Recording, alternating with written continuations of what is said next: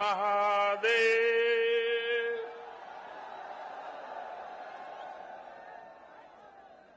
त्रिलोचन महादेव की,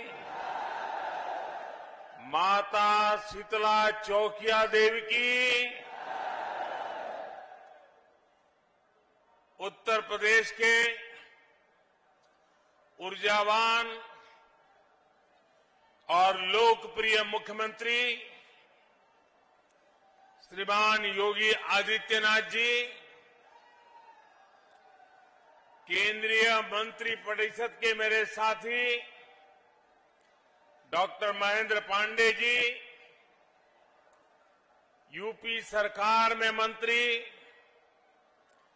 श्री अनिल राजभर जी, नीलकंठ तिवारी जी, रविंद्र जायसवाल जी, संसद में मेरे साथी श्री बीपी सरोज जी, श्रीमती सीमा द्विवेदी जी, विधानसभा और विधान परिषद के सभी माननीय साथीगण, बनास डेयरी के चेयरमैन श्री शंकर भाई चौधरी और विशाल संख्या में पधारे हुए मेरे प्यारे किसान भाई और बहनों,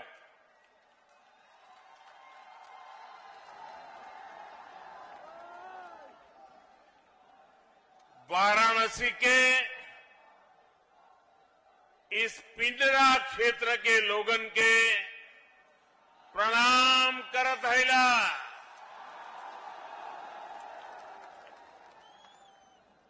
पड़ोस के जिला जौनपुर के सब बंधु एवं भगिनी लोगन के भी प्रणाम। आज वाराणसी और आसपास का ये पूरा क्षेत्र एक बार फिर से पूरे देश, पूरे उत्तर प्रदेश के गांवों, किसानों, पशुपालकों के लिए बहुत बड़े कार्यक्रम का साक्षी बना है। आज का दिन इतिहास भी विशेष है और इसलिए भी विशेष है क्योंकि आज देश के पूर्व प्रधानमंत्री चौधरी चरण सिंह जी की जन्म जयंती है। मैं उन्हें आदरपूर्वक श्रद्धांजलि देता हूं।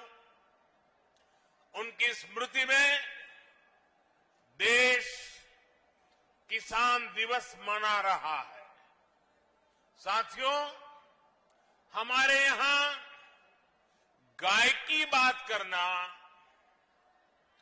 गोबर धन की बात करना, कुछ लोगों ने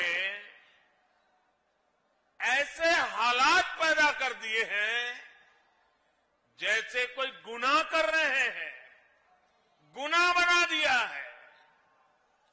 गाय कुछ लोगों के लिए गुनाह हो सकती है, हमारे लिए गाय माता है, पूजनीय है। गाय भैंस का मजाक उड़ाने वाले लोग ये भूल जाते हैं कि देश के 8 करोड़ परिवारों की आजीविका ऐसे ही पशुधन से चलती है। इन्हीं परिवारों की मेहनत से आज भारत हर साल लगभग 8.5 लाख करोड़ रुपए का दूध उत्पादन करता है और ये राशि जितना भारत में गेहूं और चावल का उत्पादन होता है, उसकी कीमत से भी कहीं ज्यादा ये दूध उत्पादन की कीमत है। इसलिए भारत के डेयरी सेक्टर को मजबूत करना आज हमारी सरकार की सर्वोच्च प्राथमिकताओं में से एक है। इसी कड़ी में आज यहां बनास काशी संकुल का शिलान्यास किया गया है। साथियों, अब मैदान छोटा पड़ गया है, जगह नहीं है, आप वहीं पर अपने आप को संभाल लीजिए।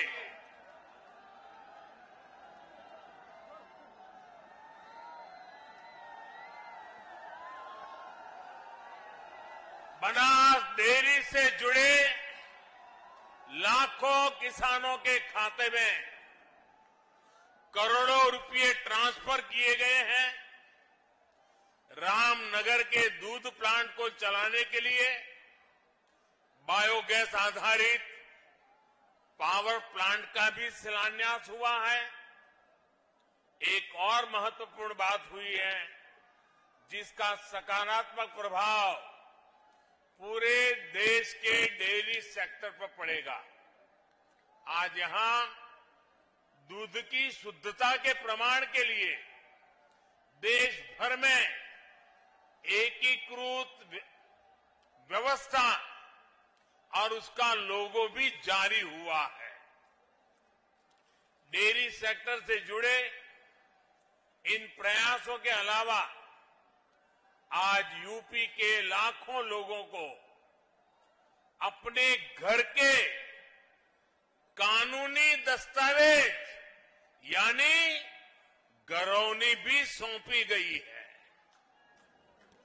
वाराणसी को और सुंदर, सुगम और सुविधा संपन्न बनाने के वाली 1500 करोड़ रुपए से अधिक की परियोजनाओं का लोकार्पण और शिलान्यास भी हुआ है।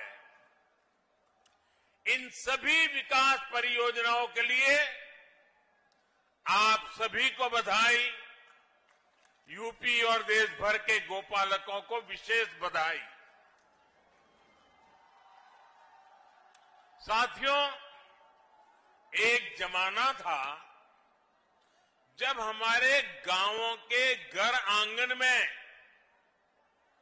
मवेशियों के झुंड ही संपन्नता की पहचान थे। और हमारे यहां तो कहा भी जाता था, हर कोई इसे पशुधन कहता है। किसके दरवाजे पर कितने खूंटे हैं, इसको लेकर स्पर्धा रहती थी। हमारे शास्त्रों में भी कामना की गई है, गावों में सर्वतः चैव गवाम मध्ये वसाम्यहम्, यानी गायें मेरे चारों ओर रहे और मैं गायों के बीच निवास करूं। ये सेक्टर हमारे यहां रोजगार का भी हमेशा से बहुत बड़ा माध्यम रहा है। लेकिन बहुत लंबे समय तक इस सेक्टर को जो समर्थन मिलना चाहिए था वो पहले की सरकारों में मिला नहीं। अब हमारी सरकार देश भर में इस स्थिति को बदल रही है। हमने कामधेनु आयोग का गठन किया, डेयरी सेक्टर के इंफ्रास्ट्रक्चर के लिए हजारों करोड़ रुपए का विशेष फंड बनाया है। हमने एक बहुत बड़ा अभियान चलाकर लाखों पशुपालकों को किसान क्रेडिट कार्ड की सुविधा से भी जोड़ा है। किसानों को अच्छी गुणवत्ता का चारा, बीज मिले, इसके लिए भी लगातार काम चल रहा है। पशुओं का घर पर ही इलाज हो, घर पर ही कृत्रिम गर्भाधान की व्यवस्था हो, इसके लिए भी देशव्यापी अभियान चलाया गया है। हमने पशुओं में फूट एंड माउथ डिसीज, खुरपका मुंहपका के नियंत्रण के लिए भी राष्ट्रव्यापी टीकाकरण मिशन चलाया है। हमारी सरकार सिर्फ बच्चों का ही मुफ्त टीकाकरण नहीं कर रही, सिर्फ कोरोना वैक्सीन ही मुफ्त नहीं लगा रही, बल्कि पशुधन को बचाने के लिए भी अनेक टीके मुफ्त लगवा रही है। साथियों, देश में इन्हीं प्रयासों का परिणाम है कि 6-7 वर्ष पहले की तुलना में देश में दूध उत्पादन लगभग 45% बढ़ा है, यानी करीब करीब 1.5 गुना हुआ है। आज भारत दुनिया का लगभग 22% दूध उत्पादन करता है, करीब करीब 1/4। मुझे खुशी है कि यूपी आज देश का सबसे अधिक दूध उत्पादक राज्य तो है ही, डेयरी सेक्टर के विस्तार में भी बहुत आगे है। भाइयों और बहनों, मेरा अटूट विश्वास है कि देश का डेयरी सेक्टर, पशुपालन, श्वेत क्रांति में नई ऊर्जा, किसानों की स्थिति को बदलने में बहुत बड़ी भूमिका निभा सकती है। इस विश्वास के कई कारण भी हैं। पहला ये कि पशुपालन देश के छोटे किसान, जिनकी संख्या 10 करोड़ से भी अधिक है, उनकी अतिरिक्त आय का बहुत बड़ा साधन बन सकता है। दूसरा ये कि भारत के डेयरी प्रोडक्ट के पास विदेशों का बहुत बड़ा बाजार है, जिसमें आगे बढ़ने की बहुत सारी संभावनाएं हमारे पास है। तीसरा ये कि पशुपालन महिलाओं के आर्थिक उत्थान, उनकी उद्यमशीलता को आगे बढ़ाने का बहुत बड़ा जरिया है। और चौथा ये कि जो हमारा पशुधन है वो बायोगैस, जैविक खेती, प्राकृतिक खेती का भी बहुत बड़ा आधार है। जो पशु दूध देने योग्य नहीं रह जाते, वो बोझ नहीं होते, बल्कि वो भी हर दिन किसानों की आय बढ़ा सकते हैं। भाइयों और बहनों, डबल इंजन की हमारी सरकार पूरी ईमानदारी से, पूरी शक्ति से किसानों का, पशुपालकों का साथ दे रही है। आज यहां जो बनास काशी संकुल का शिलान्यास किया गया है, वो भी सरकार और सहकार की इसी भागीदारी का प्रमाण है। सहकारिता क्षेत्र में अहम भूमिका निभाने वाली बनास डेयरी और पूर्वांचल के किसानों, गोपालकों के बीच आज से एक नई साझेदारी शुरू हुई है। ये आधुनिक डेयरी प्लांट जब तैयार हो जाएगा तो पिंडरा ही नहीं, शिवपुर, सेवापुरी, रोहनिया और गाजीपुर, जौनपुर, चंदौली, मिर्जापुर, बलिया, आजमगढ़, मऊ जैसे जिलों के हजारों लाखों किसानों को इससे लाभ होगा। बनास, काशी संकुल की इसकी वजह से आसपास के अनेक गांवों में दूध समितियां बनेगी, कलेक्शन सेंटर बनेंगे और दूध के खराब होने की चिंता से मुक्ति मिलेगी। यही नहीं, यहां अच्छी नस्ल के पशुओं के लिए किसानों को मदद मिलेगी और पशुओं के लिए बढ़िया क्वालिटी का आहार भी उपलब्ध कराया जाएगा। दूध, दही, छाछ, मक्खन, पनीर के अलावा यहां आइसक्रीम और मिठाइयां भी बनेगी। यानी बनारस की लस्सी,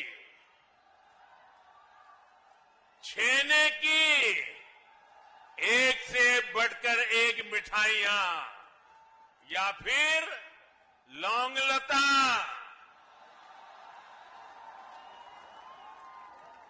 इन सब का स्वाद और बढ़ जाएगा। और वैसे अब तो मलइयों का मौसम भी आ ही गया है। एक प्रकार से बनास काशी संकुल बनारस के रस को और बढ़ा देगा।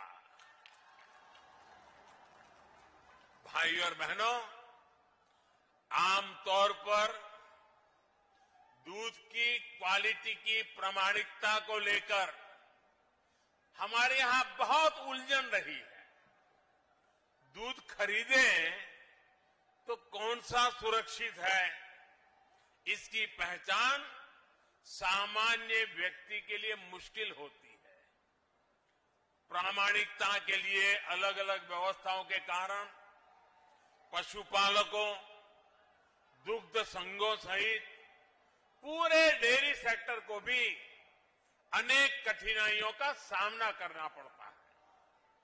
अब देश भर के डेयरी सेक्टर के लिए इस चुनौती का, इसका समाधान किया गया है। आज भारतीय मानक ब्यूरो ने देश भर के लिए एकीकृत व्यवस्था जारी की है। सर्टिफिकेशन के लिए कामधेनु गाय की विशेषता वाला एकीकृत लोगो भी लॉन्च किया गया है।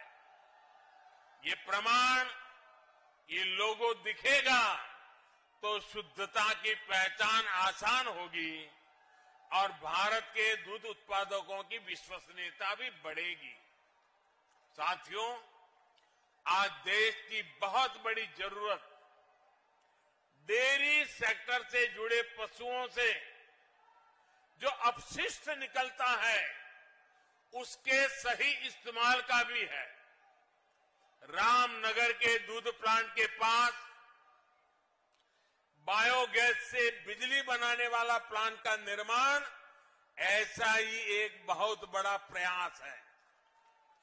यह अपनी तरह की ऐसी परियोजना है जिसमें डेयरी संयंत्र की सारी ऊर्जा जरूरतों को बायोगैस प्लांट से ही पूरा किया जाएगा। यानी किसान न केवल दूध से बल्कि गोबर की बिक्री से भी कमाई कर पाएंगे।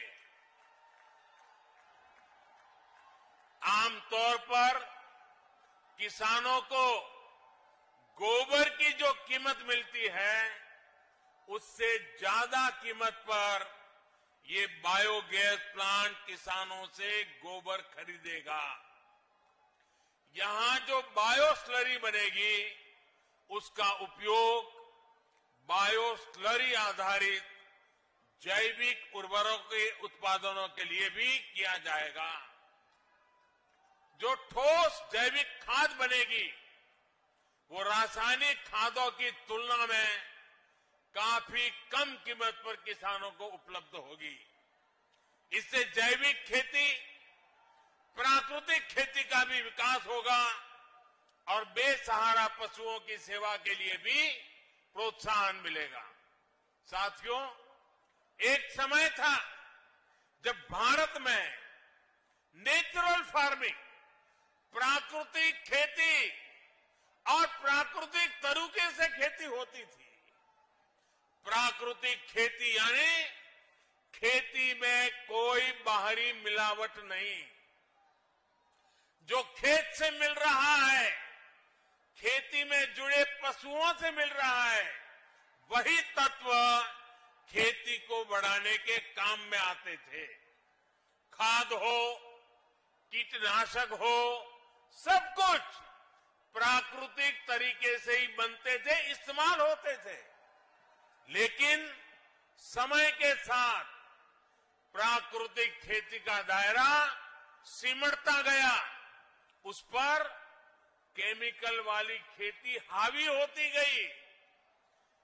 धरती मां के कायाकल्प के लिए, हमारी मिट्टी की सुरक्षा के लिए, आने वाली पीढ़ियों के भविष्य को सुरक्षित रखने के लिए अब हमें एक बार फिर प्राकृतिक खेती की तरफ मुड़ना ही होगा।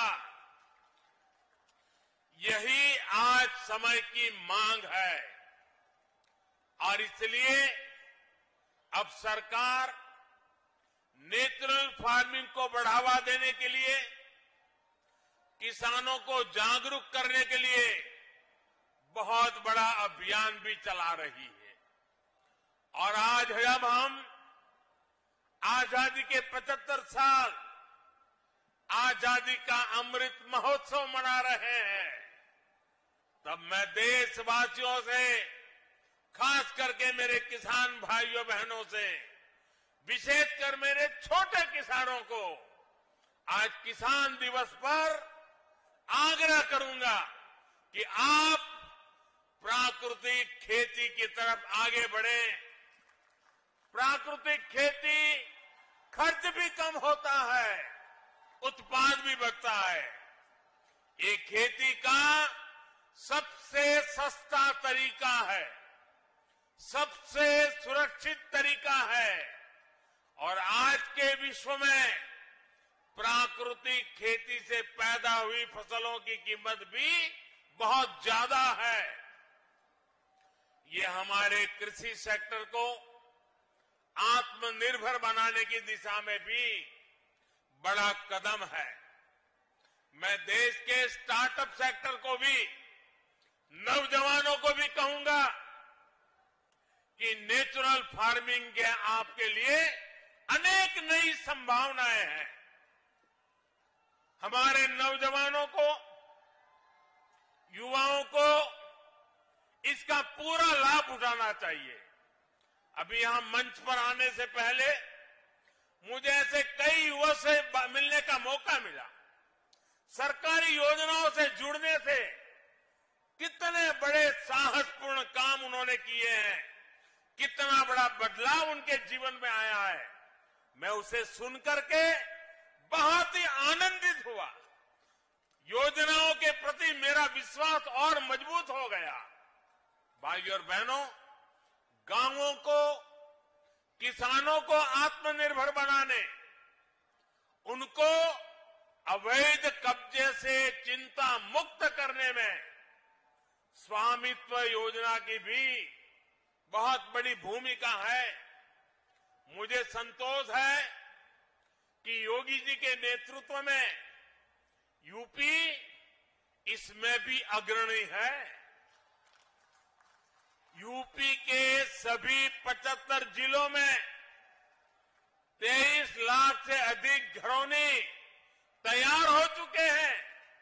इनमें से करीब 21 लाख परिवारों को आज ये दस्तावेज दिए गए हैं।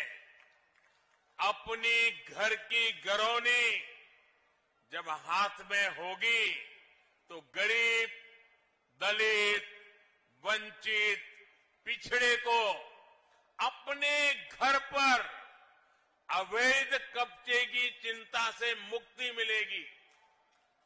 पिछली सरकारों के दौरान अवैध कब्जों की जो प्रवृत्ति यहां पनपी, उस पर भी लगाम लगेगी। घरौनी मिलने से जरूरत पड़ने पर बैंकों से लोन लेना भी अब आसान होगा। इससे गांवों के युवाओं को रोजगार, स्वरोजगार के लिए माध्यम उपलब्ध होंगे। भाइयों और बहनों, विकास की जब बात आती है तो काशी अपने आप में एक मॉडल बनता जा रहा है। पुरातन पहचान को बनाए रखते हुए हमारे शहर नूतन काया कैसे धारण कर सकते हैं, ये काशी में दिख रहा है। आज जिन प्रोजेक्ट्स का लोकार्पण और शिलान्यास हुआ है, वो भव्य काशी, दिव्य काशी अभियान को और गति देंगे। काल भैरव जी समेत शहर के 6 वार्डों में जो पुनर्विकास काम है, 700 से अधिक स्थानों पर जो सीसीटीवी कैमरे लगाए गए हैं, उससे स्मार्ट और सुरक्षित सुविधाओं की तरफ बढ़ती काशी को और बल मिला है। महान संत पूज्य श्री रविदास जी की जन्मस्थली को विकसित करने का कार्य भी तेजी से चल रहा है। लंगर हॉल के बनने से यहां देश भर से आने वाले श्रद्धालुओं को बहुत सुविधा होगी।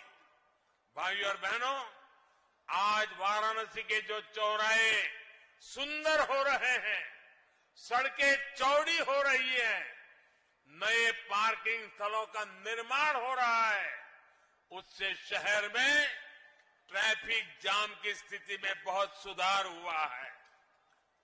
ये जो वाराणसी कैंट से लहरतारा होते हुए प्रयागराज की तरफ हाईवे जाता है, इस पर कितना दबाव रहता है, ये आपसे अच्छा कौन जानता है। अब जब ये 6 लेन का ही हो जाएगा तो दिल्ली, आगरा, कानपुर, प्रयागराज से आने वाले यात्रियों और सामान ढुलाई सभी के लिए सुविधा होगी। यही नहीं, शहर के दूसरे क्षेत्रों के लिए भी अब आना जाना और आसान हो जाएगा।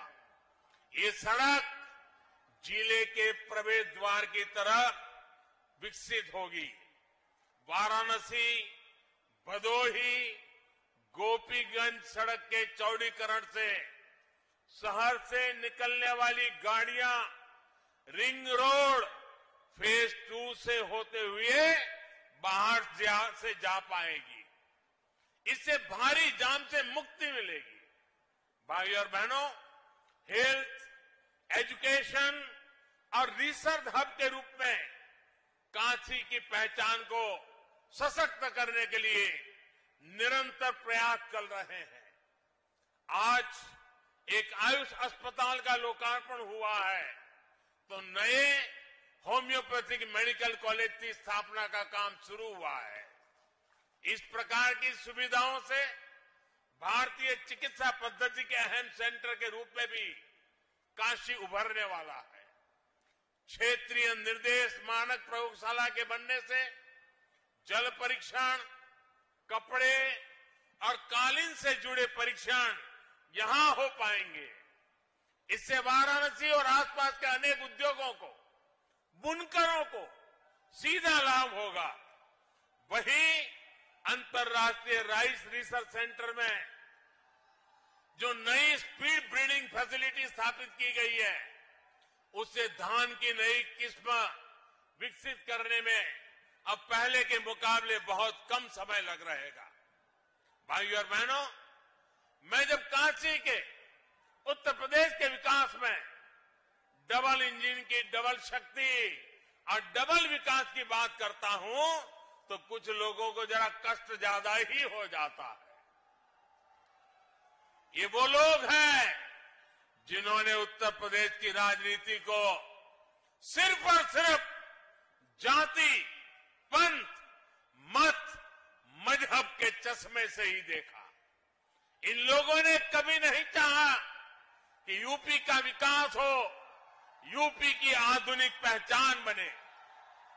स्कूल, कॉलेज, अस्पताल, सड़क, पानी, बिजली, गरीबों के घर, गैस कनेक्शन, शौचालय, इनको तो वो विकास मानते ही नहीं है। सबका साथ, सबका विकास, सबका विश्वास और सबका प्रयास की ये भाषा भी उनके सिलेबस में, उनकी डिक्शनरी में ये बातें है ही नहीं है। उनके सिलेबस में क्या है, उनकी डिक्शनरी में क्या है, उनकी बोलचाल में क्या है, उनकी सोच में क्या है, आप सब जानते हैं। उनके सिलेबस में है माफियावाद, परिवारवाद, उनके सिलेबस में है घरों, जमीनों पर अवैध कब्जा। पहले की सरकारों के समय यूपी के लोगों को जो मिला और आज यूपी के लोगों को हमारी सरकार से जो मिल रहा है, उसका फर्क साफ है, उसका फर्क साफ है। हम यूपी में विरासत को भी बढ़ा रहे हैं, यूपी का विकास भी कर रहे हैं। लेकिन सिर्फ अपना स्वार्थ सोचने वाले इन लोगों को यूपी का विकास पसंद नहीं आ रहा। हालात तो ये हैं कि इन लोगों को पूर्वांचल के विकास से, बाबा के काम से, विश्वनाथ धाम के काम से भी आपत्ति होने लगी है। मुझे बताया गया है कि बीते रविवार काशी विश्वनाथ धाम में दर्शन के लिए 1.5 लाख से ज्यादा श्रद्धालु पहुंचे थे। यूपी को दशकों पीछे धकेलने वाले इन लोगों की नाराजगी अभी और बढ़ेगी। जिस तरह पूरे यूपी के लोग डबल इंजन की सरकार के साथ डटकर खड़े हैं, हमें आशीर्वाद दे रहे हैं, और जैसे जैसे आशीर्वाद बढ़ता जाता है, उनका गुस्सा 7वें आसमान पर पहुंचेगा। साथियों, डबल इंजन की सरकार यूपी के विकास के लिए दिन रात ऐसी ही मेहनत करती रहेगी। महादेव के आशीर्वाद और काशी वासियों के स्नेह से विकास के नए रिकॉर्ड बनाते रहेंगे। इसी विश्वास के साथ सभी विकास परियोजनाओं की आप सबको बहुत बहुत बधाई देता हूं। मेरे साथ बोलिए भारत माता की, भारत माता की, भारत माता की। बहुत बहुत धन्यवाद।